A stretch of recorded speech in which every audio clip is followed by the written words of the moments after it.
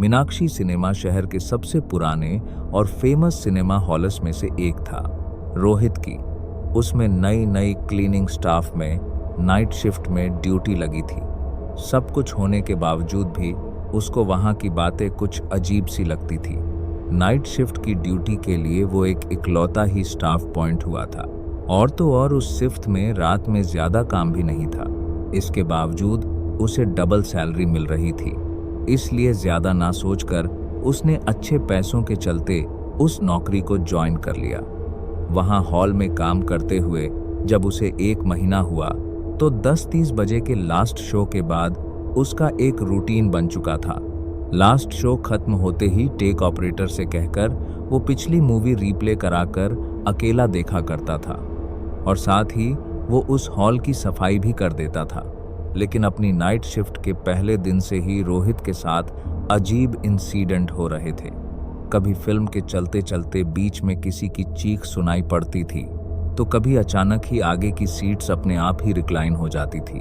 कभी कभी तो रोहित को ऐसा लगता था जैसे उसकी आगे वाली सीट पर कोई बैठा हो। शुरुआत में रोहित को डर भी लगा, पर 1 महीने में उसे इन सब की आदत हो गई थी। इन सब बातों पर कोई उसका मजाक ना उड़ाए, ये सोचकर उसने ये सब बातें किसी को भी नहीं बताई। ऐसी ही एक नाइट शिफ्ट पर 12 बजे सब लोग निकल चुके थे। तब रोहित टेक ऑपरेटर के रूम में चाय लेकर गया, पर वहाँ कोई नहीं था। रोहित ने उसे फ़ोन भी लगाया, पर किसी ने कॉल नहीं उठाया। रोहित वहीं लास्ट सीट पर चला गया और ऑपरेटर का वेट करने लगा। उस सीट पर बैठे बैठे रोहित की आंख कब लग गई उसे खुद भी नहीं पता चला। कुछ ही देर बाद सिनेमा हॉल के अंदर एक चीख जोर से गूंजी। उस आवाज़ से रोहित की नींद अचानक से टूट गई। लेकिन इस बार कुछ अलग बात थी।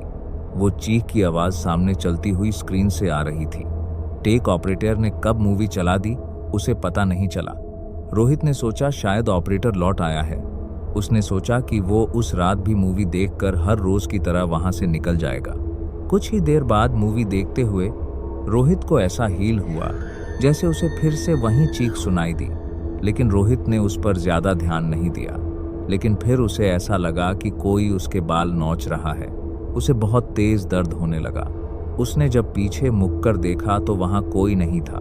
रोहित को ये थोड़ा अजीब लगा। वो फिर से स्क्रीन की तरफ मुड़ा तो उसे फ्रंट सीट पर कोई बैठा हुआ दिखा, और अचानक से वो फिल्म स्क्रीन बंद हो गई। यह देखते ही रोहित ने उस फ्रंट सीट वाले को कई बार आवाज़ लगाई, पर उस आदमी ने कोई जवाब नहीं दिया। रोहित उसके कंधे को थपथपाने लगा, लेकिन जैसे ही रोहित ने उसे छुआ उसका हाथ उस आदमी के आर पार हो गया। रोहित घबरा गया। तभी वो आदमी मुड़ा और रोहित की चीख निकल पड़ी। उस आदमी का चेहरा जला पड़ा था और वो बहुत ही ज्यादा डरावना लग रहा था। रोहित डर के मारे उठ खड़ा हुआ, लेकिन उसके पैर एक ही जगह जम गए। उसने अपने पैरों की तरफ देखा तो उसके होश उड़ गए। हॉल की सीट के नीचे से निकलकर हाथों ने उसके पैरों को जक लिया था। वहीं उसके सर के ऊपर कई अजीब से दिखने वाले लोग उसके सर के बाल चबा रहे थे। रोहित सुन्न पड़ गया था और उसके बुरी तरह पसीने छूटने लगे। उसे कुछ समझ नहीं आ रहा था कि उसके साथ क्या हो रहा है। देखते ही देखते रोहित को उस हॉल में कई सारे लोग दिखने लगे। सब के सब बहुत ही डरावने लग रहे थे।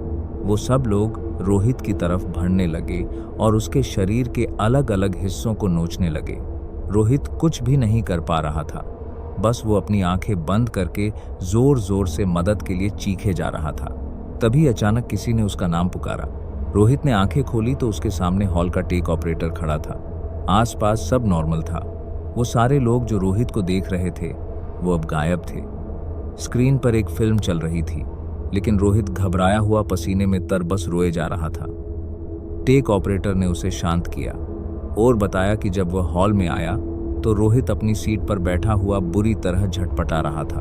रोहित ने उस टेक ऑपरेटर को सब कुछ बताया, लेकिन उस टेक ऑपरेटर ने रोहित से कहा कि उसने कोई बुरा सपना देखा होगा। रोहित ने भी यह मान लिया, लेकिन जब वो घर पहुंचा तो उसने देखा कि उसके पूरे शरीर पर किसी के नोचने के निशान थे। रोहित को विश्वास नहीं हो पा रहा था कि वह सब जो उसने देखा और महसूस किया है वो उसका कोई सपना है, और इसलिए वो फिर उसी रात मीनाक्षी सिनेमा में वापस गया। सुबह के 6 बज रहे थे। अक्सर उस सिनेमा के बाहर सुबह सुबह एक बूढ़ा आदमी चाय बेचता था। रोहित ने उसे जाकर बात करने का सोचा। जब रोहित ने उसे अपने साथ हुआ पूरा किस्सा बताया तो वो चाय वाला सब कुछ समझ गया। उसने रोहित को बताया कि कुछ साल पहले उस हॉल में करीब 30 से 40 लोग रात का एक शो देख रहे थे और अचानक उस रात उस हॉल में आग लग गई थी, जिसकी वजह से सब लोग मारे गए। तब से माना जाता है उन लोगों की आत्माएं उस हॉल में भटक रही है। कई लोग जो रोहित से पहले ड्यूटी करने आए वो इसी चक्कर में नौकरी छोड़कर चले गए। रोहित यह सुनते ही हैरान पड़ गया और उसने भी वो नौकरी छोड़ दी। रोहित को लगा उस रात वो मौत के मुंह से बाल बाल बचा, लेकिन अपने साथ हुई इस दिल दहला देने वाली घटना को वो शायद ही कभी भूल पाएगा।